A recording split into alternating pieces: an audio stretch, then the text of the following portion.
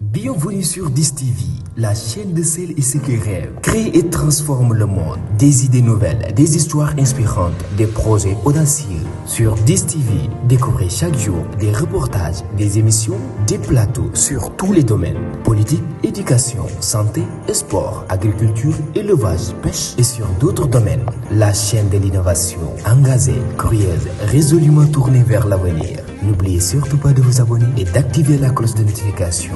DIS TV, la chaîne de l'innovation. liñ fi andi tey nag ginnaaw ba mu nuyoo ñëpp mooy projet lancement li ñu tuddee Sébi Sport Park. Sébi Sport Park buñ ko doon tekki ci olof mooy foo xam ne dañ fay am façon sport yu bëri yoo xam ne mën nañ ko fi def. ñu tànn fii ci esplanade bi nga xam ne mooy nekk ci Sébikotane ñu def ko si. Li tax may jël kàddu nag dinaa jëlaat kàddu à la fin mais dañu ne il faut nga jël kàddu pour expliquer projet bi loolu moo tax may teel a jël kàddu am na ñenn ñuy jël kàddu après mais dinaa tëj. li tax ma war a expliquer projet bi moo di projet bi ñun ñoo ko concevoir c'est-à-dire que bañ koy xalaatu commune bu Sébikotane la.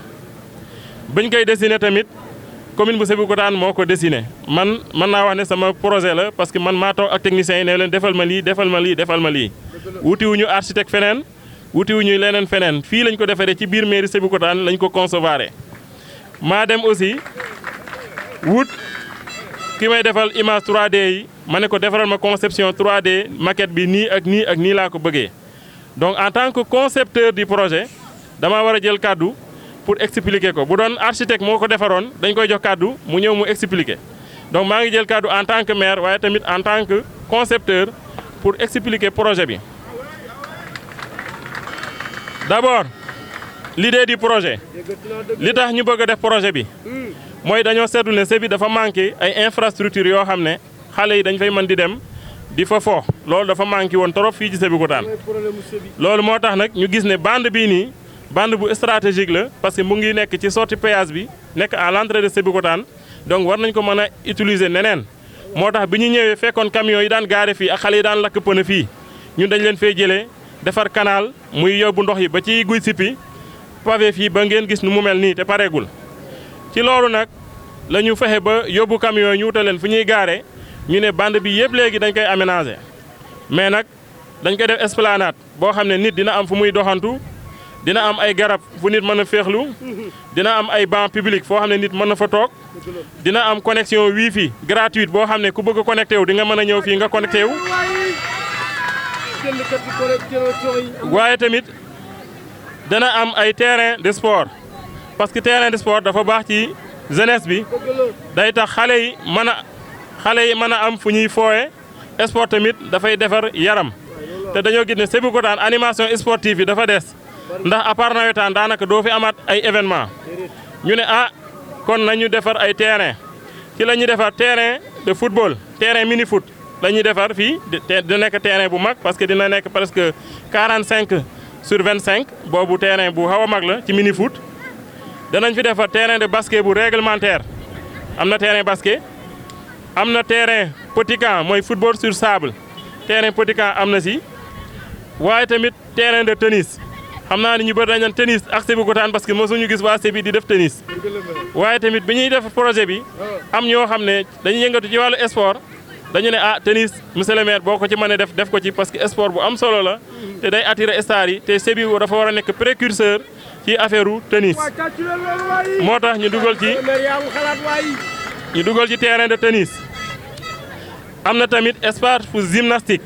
mooy foo xam ne nit bu dee yow defoo yooyu yëpp mën nga ñëw di def gymnastique pour tàggat sa yaram yooyu yëpp mu ngi ci biir projet bi. waaye am na leen loo xam ne sax nekkul ci maquette bi te madame Simon di jabaru monsieur Simon directeur SOMETA nee na moo koy defal boppam mooy manège pour les enfants. dina def ay installation yu mel ni ki ay toboggan ay balançoire ak yu mel noonu yi nga xam ne xale yi dañ daan dem ba Dakar di ko wuti te daaw ñu andi woon ko fii loué ko ñaari fan. incha allah madame Simon nee ne moom ci boppam loolu projet la parce que dafa bëgg xale yi moo koy defaral xale yi ci biir projet bi. kon ngeen gis ne projet bu am solo la boo xam ne bu paree incha allah xale yi Sébikotane yëpp dinañ fi mën a ñëw di ci fo école football yi école basket yi club yi même championnat basket Sénégal yi nga xam ne dañuy participer danañ mën a ñëw di football fii ku dugg Sébi xam ne Sébi vraiment am na activité sportive donc loolu dafa bokk ci li tax ñu choisir fii pour defi projet bi ah leneen nag li nga xam ne bëgg nañ ko leeral projet bi biñ ko concevoir ñu bëri tey xam nañ ne sport day andi xaalis bëri na ñu bëri ñu ñëw jege mairie bi ne maire damaa bëgg projet bi ñu def ko en partenariat public privé maanaam ñu jël suñu xaalis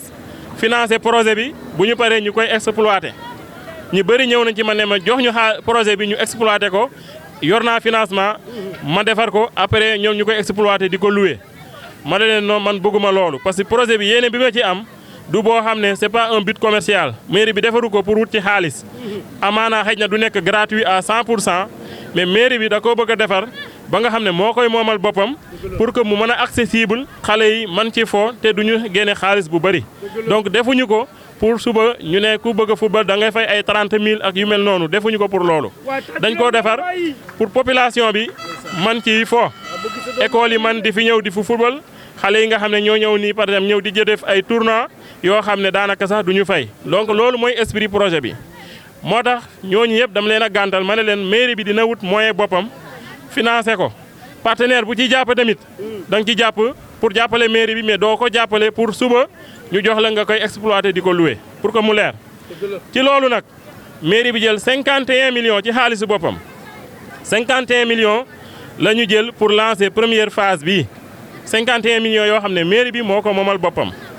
am na nag partenaires yu bëri yu manifesté wu ne dinañ ci jàpp waa Someta ñu ngi nii en face Someta ñu leen di gërëm encore parce que yàgg nañu jàppale commune bi ñoom nee nañu tamit dinañ ci jàpp Simon waxal na ko boppam léegi ne bu pare dina xool ak monsieur le maire moom lan la ci mën a jàppee madame Simon tamit gis ngeen déjà li mu wax ne moom ci boppam moo koy installé boppam waaye tamit am na yeneen industrie yoo xam ne yu mel ni Fabri Métal ak ñooñu yëpp nee nañ projet bi duñ ko seetaan danañ ci dugal seen i loxo loolu nag jar na leeral pour ñu xam ne mairie bi ndimbal da ciy fekkal loxol borom képp ku ciy jàpp tamit da nga fekk mairie bi génne ci budget 50 millions ne dama koy teg sur la table pour démarrer ku may jàppale nga ñëw nga jàppale ma te xaalis boobu du xaalisu état xaalis bu mairie bi liggéeyal boppam la pour wan leen ne mairie Sébikotane di ngeen gis résultat fii ñuy inauguré wala di lancé waaye tamit am na liggéey bu am solo boo xam ne ñu ngi koy def ci mairie ba pour yaxanal alalu commune bi pour di ci mën a réaliser ay projets yoo xam ne ñëpp dañ ciy gis seen bopp donc loolu lu mat a leeral la beneen bi tamit entrepreneur bi koy liggéey moom doomu Sébikotane la Ousmane Ladiane moo gagné marché bi dañ ko lancé moom mu gagné ko waaye ñun am nañu fierté liggéey ak moom parce que liggéey nañu ak moom liggéeyaat ak moom te mosuñu ci am lu ñu metti ba ñuy liggéey njëkkee liggéey ak moom mooy marché Ndoyeen ku dem ba Ndoyeen ba léegi marché ba mu ngay rafet fan yëlee dama ànd ak sous-préfet mu dugg gis marché bi mu ne ma yaa liggéey lii ma ne ko waaw mu ne man vraiment li ngay liggéey fii rafet na ma ne ko lii am na ñaari at li ngay gis nii du liggéey bu bees daanaka am na ñaari at ñu pare ci andi leen artiste Bastoun moo fi ñëwoon ngeen def benn show bu mag da taal fi ay pétard ren bëgg naa bu ñuy ñëw 31 décembre fekk terrain football bi pare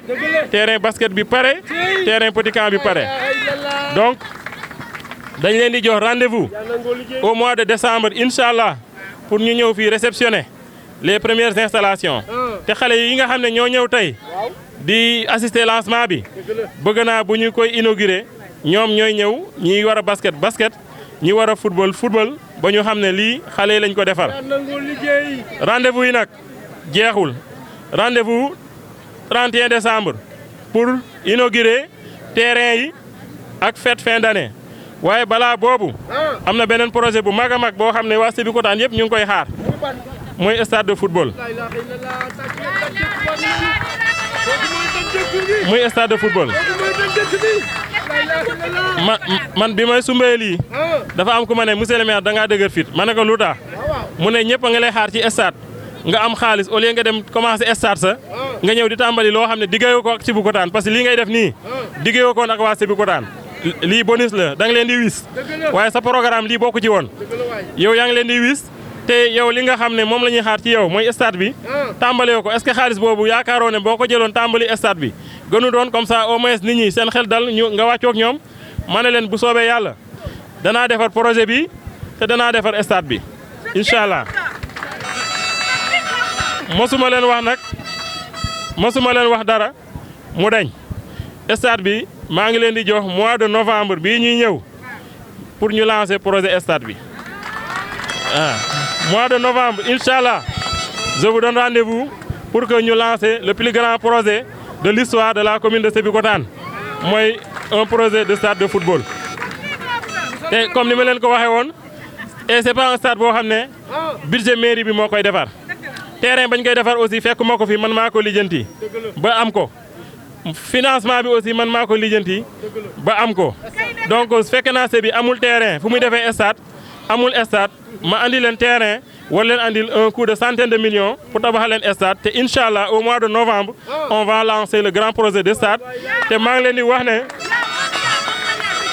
nawetaan 2026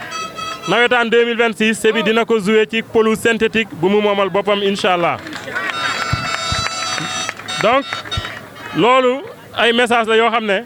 dama ne woon su ma ñëwee fii ma wax leen ko am na yeneen événement yu bëri nag mais yooyu jarul ma ci ñëw parce que événement yi dafa bëri mais li ci ëpp solo daal jox naa leen ñaari rendez-vous novembre ñu lancé ji stade bu mag bi décembre ñu ñëwaat fii incha allah pour ñu inaugurer li nga xam ne ñu ngi koy tàmbali. kon ñu ngi ñaan waa Sébikotane ñu ñaanal ñu imam yi nañu dolli ñaan ñu ngi leen di beral nuyoo imam yi wax leen ñu ñaanal ñu. ak ñëpp ñaan ñëpp jàpp ci xam ne lii ñuy liggéey fii ci Sébikotane liggéeyuñu ko pour suñu bopp dañ koy liggéey pour la population te dañ koy liggéeyal encore pour les générations actuelles et les générations futures. li ñuy liggéey nag ku ko bëggul gis da ngay fexe ba doo ñëw Sébikotane parce que li ñuy liggéey ku dugg Sébikotane di nga ko gis ku dugg Sébikotane di nga gis liñ fi def ku dugg biir Sébi di nga gis pavage yi ñuy def ku jaar ci péage bi di nga gis parc de sport bi ñuy def ku dugg ci biir dëkk bi di nga gis leneen ak leneen li ñuy def kon li ñuy def nag ku ko bañ a gis da ngay fexe ba bul ñëw Sébikotane te bul xool réseaux sociaux yi ndax xam naa ne boo xoolee réseaux sociaux yi journaliste yi bi danañ ko wane ñoom buur géwél donc nag loolu laa doon wax léegi nag discours bi yàgg na damay dem fële expliquer journaliste yi ñu jël après ma delloo kaddu gi maa ngi gërëm ñëpp maa ngi sant ñëpp maa ngi leen di encouragé jërë ngeen jëf. door suñu kàddu ci sant yàlla bu baax moom mi ñu may ñu teew fii tey ci occasion wu lancement travaux parc sportif multifonctionnel bu Sébikotane communément appelé aussi Sébi Sport Park. donc ñuy profiter ci occasion bi di adresser suñuy sincères remerciements à monsieur le maire et à tous ses collaborateurs et collaboratrices. parce que nag tey jii nii bu ñu amee occasion taxaw fii di wax c'est parce que moom dafa am benn vision boobu noonu aussi mu décider transposer ko en réalité. ci kaw loolu mu am benn appel d'offre ñun itam en tant que entreprise ñu dem soumissionner ci appel d'offre boobu yàlla dimbali ñu malgré jafe-jafe yi ci amoon ak jafe-jafe compétition bi ci amoon. yàlla def ba ñu gagné ko tey moo tax ñu mën a taxaw fii donc mënuñu ñàkk remercier monsieur le maire mi nga xam ne moom moo am vision ak courage pour def un projet de cette envergure. donc bu loolu weesoo dañuy wax rek ni population wu Sébikotane fi ñu daan jaar ak ñoom ci yeneen projet yi ñu doon exécuter rek la ñuy jaaraat ak ñoom donc. incha allahu projet bii nii dinañ ko def ak professionnalisme def ko aussi ak célérité mais li ci gën a am solo monsieur le maire wax na ko léegi mooy délai yi nga xam ne commune bi jox nañu ko malgré que ay délai yu gàtt la mais incha allahu dinañu ko réaliser ci délai yooyu noonu. donc bu loolu weesoo ñi ngi jox ñëpp rendez-vous. incha allah comme ni ko monsieur le maire waxee au mois de décembre ñu daje fii nii def inauguration wu projet bi ñu ngi leen di sant bu baax di leen gërëm kàddu yi du gudd jërë ngeen jëf. suñu président il s'appelle Moussa Ndiaye dafa nekk mission Côte d'Ivoire ak Génération Foot ñu ñaanal ko mu jëlee fa ndam donc dama ñëw représenté AS. di commencer nag di nuyu d'abord suñu imam ratib di oustaz Omar Faye voilà oustaz Omar Faye di ci teg maire. muy maire boo xam ne bii comme ni ma koy waxee rek parce que orateur bi sànq dafa poser une question très importante aux enfants ne leen est-ce que vous êtes fiers ci seen maire man mi leen yor damay wax ne nous sommes fiers ci sunu maire. teg ci aussi ñun dañu am chance man nag damay teggi mbubu politicien bi teg fële en tant qu'encadreur lay wax mais damay wax ne monsieur le maire on est fiers de lui et on a une chance parce qu'il est jeune te on sait qu'il est très très très ambitieux ku am ambition nag dara du la jafe gàttal rek di wax ne mag yi ñun nañ ko ñaanal yàlla xale yi accompagner ko bu boobaa à l'heure du bilan yaakaar ne kenn du am lu muy wax lii lul weddi gis bokku ci donc nañ ko ñaanal yàlla mu def fi plus de 50 ans parce que je sais que bu fi nekkee jeunesse bi dinañ gis seen bopp Sébikotane dina am avancement bu mag te ñun loolu la ñuy ñaan nit ki nag lu muy xalaat day xalaat gannaawam maanaam ay doomam donc comme moom il est jeune peut-être ñu am na fa la ñuy toll accompagner ko nañ ñaan yàlla guddal fanam comme ça lépp lu am yéene ci Sébikotane yàlla mottali ko vraiment on est fier waaw vraiment émission bi moo ma jàpp moo tax mënu ma sori mais on est très fier monsieur le maire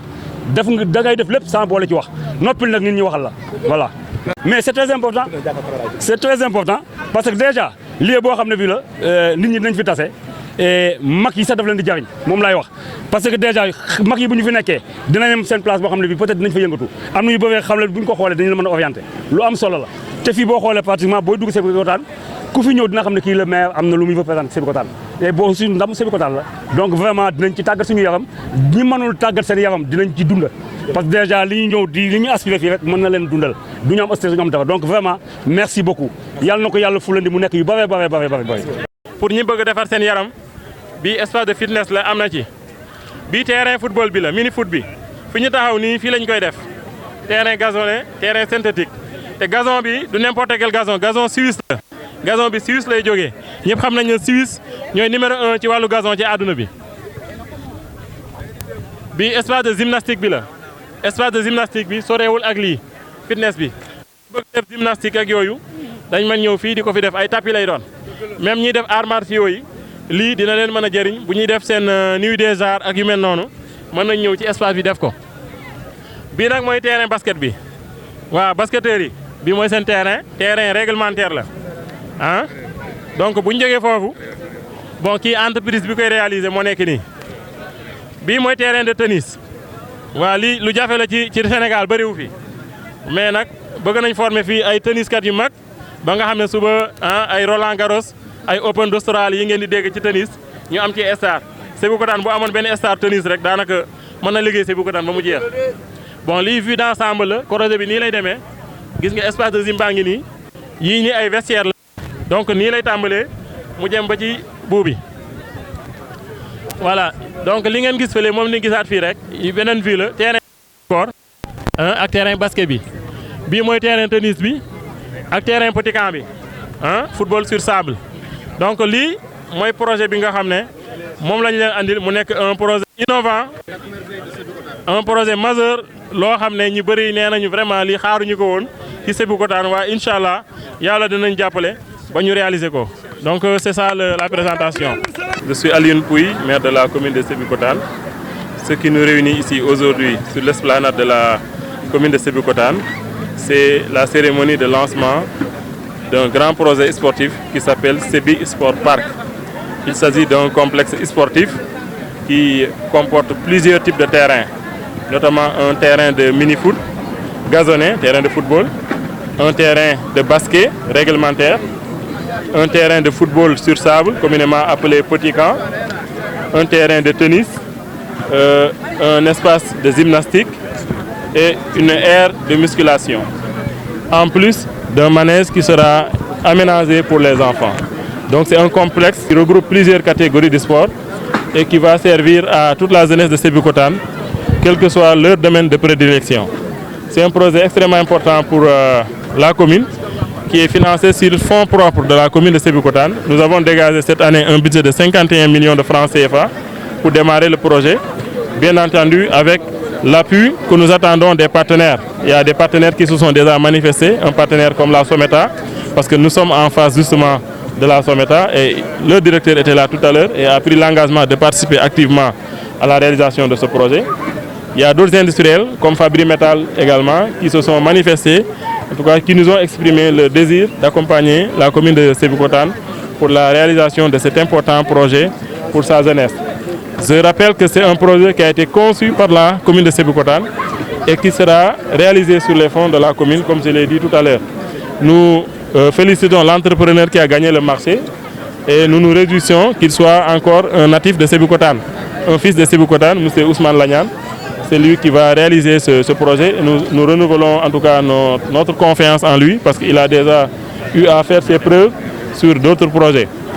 Donc le projet va durer pour la première phase 3 mois. Nous lançons le projet aujourd'hui, mais je pense que d'ici le mois de décembre, la première phase sera achevée et nous donnons rendez-vous à tout le monde au mois de décembre, à la fin du mois de décembre de l'année 2025, dans 3 mois, pour la réception, mais également l'inauguration du terrain de basket, du terrain de mini-foot et du terrain de petit camp. Ce projet également va s'ajouter à un grand projet en perspective. Il s'agit du stade de football qui est tant attendu. Et je profite de cette occasion pour annoncer le lancement du projet du stade à partir du mois de novembre prochain, Inch'Allah. Nous vous donnons rendez-vous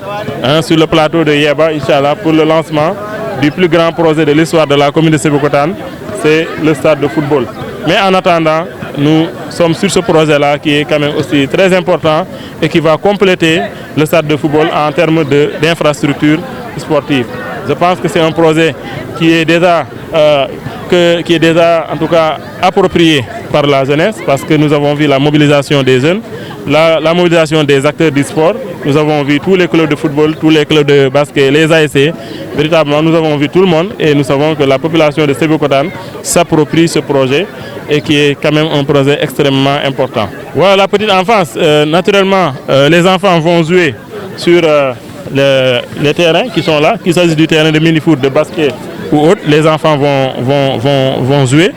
Mais spécifiquement, il y a un manège qui est prévu sur une surface d'environ 300 mètres carrés où il y aura des toboggans, des balançoires, des choses comme ça, et spécifiquement pour les enfants. Donc toutes les couches de la société ont été en tout cas prises en compte dans la conception du projet. Tous les âges, tout le monde pourra se retrouver ici parce qu'il y a différentes catégories de sport et c'est fait pour tout le monde. Donc c'est un projet pour toute la population. Donc nous invitons toute la population à s'approprier ce projet et ultérieurement à venir ici vraiment utiliser ces infrastructures-là. Voilà, ci wolof man la Aliou Pouy maire bu Sébikotane maa ngi leen di gërëm di leen sant li ñu fi dajale tey mooy dañoo ñëwoon pour lancer cérémonie travaux yi nga xam ne liggéey bi ñu war a tàmbali fii mu nekk liggéey boo xam ne ñu ngi ko tuddee Sébi Sport Park di parc de sport boo xam ne façon terrain yu bëri dañ fi bëgg a def mu am terrain football boo xam ne dañ koy gazonné, terrain mini foot mu am terrain basket mu am terrain petit camp mu am espace de gym mu am sax terrain de tennis. waaye tamit fàttewuñu xale yu ndaw yi ndax dina am benn manège boo xam ne xale yi dañ ci am ay balançoire ak ay toboggan pour ñoom tamit ñu mën di ci fo. mu nekk projet bu am solo nag boo xam ne commune bi moo koy defaral boppam ci financement am parce que ren ci budget bi dañoo jël 51 millions ci suñu xaalisu bopp ñu ne dañ koy tàmbali waaye di xaar partenaires yi nga xam ne dinañ ci jàppale te partenaires yooyu déjà am na ñi ci jot a manifesté wu ku mel ni Someta sànq seen directeur mu ngi fi woon nee na dina ci jàpp waaye ku mel ni Fabri Metal tamit nee na projet bi am na solo boo xam ne moom tamit dina ci jàpp donc commune bi mu ngi def waaye xam nañ ne ay partenaires dinañ ñëw jàppale commune bi pour que projet bi nga xam ne bu am solo la fii ci Sébikotane. Bienvenue sur DIS-TV, la chaîne de celles et ceux qui rêvent. Crée et transforme le monde. Des idées nouvelles, des histoires inspirantes, des projets audacieux. Sur DIS-TV, découvrez chaque jour des reportages, des émissions, des plateaux sur tous les domaines. Politique, éducation, santé, sport, agriculture, élevage, pêche et sur d'autres domaines. La chaîne de l'innovation, engagée, curieuse, résolument tournée vers l'avenir. N'oubliez surtout pas de vous abonner et d'activer la cloche de notification. DIS-TV, la chaîne de l'innovation.